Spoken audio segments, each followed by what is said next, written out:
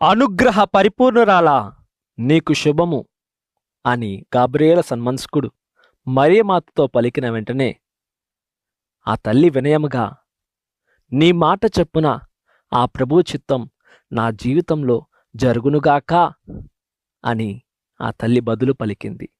ప్రియ సహోదరి సహోదరులారా, దేవుని దూత అని తెలిసినప్పుడు దేవుని యొక్క వాక్కు నాకు వినపడుతుంది కదా, ఆయన చిత్తానికి నా జీవితాన్ని సమర్పించుకోవాలిగా అన్న ఆలోచన మొట్టమొదటిగా మరీతెలులో కలిగింది ప్రియదేని బిడ్డలారా.